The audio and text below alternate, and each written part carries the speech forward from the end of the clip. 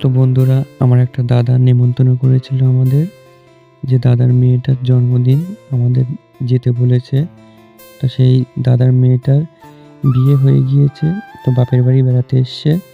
তো এখানে জন্মদিন পালন করছে, আমাদের নিমন্ত্রণ করেছে।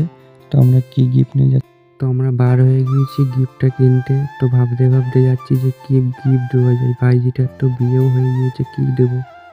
তো আমি গিফটের দোকানে চলে আসলাম, আর ভাবতে ভাবতে আসছিলাম যে কি গিফট নেবো। আর ভাবছিলাম যে ফটো ফ্রেম দিলে কেমন হয়। তো আমি ফটো ফ্রেমগুলো দেখাতে বলেছি এক এক করে, তো কোনোটাই সেরকম পছন্দ হচ্ছে না। এইটাও দেখাচ্ছিলো, তেমন পছন্দ হয়নি। আর লাস্ট এইটিই ছিল, তো এইটাই ভালো লেগে গিয়েছে মোটামুটি। তো ভাবলাম যে এইটাই নেই, ফটো দিয়ে ঘরের মধ্যে রাখলে খুবই ভালো লাগবে।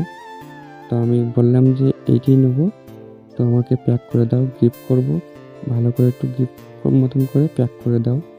তো দেখো কত সুন্দরভাবে প্যাক করে দিচ্ছে, অনেকটাই ভালো লাগছে।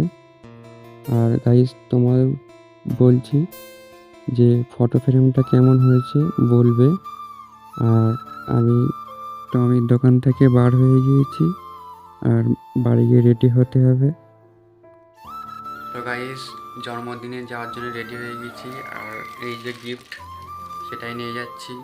তো আমরা চলে আসলাম, আর এসে দেখি গেটটা খুব সুন্দর করে সাজিয়েছে বেলুন দিয়ে।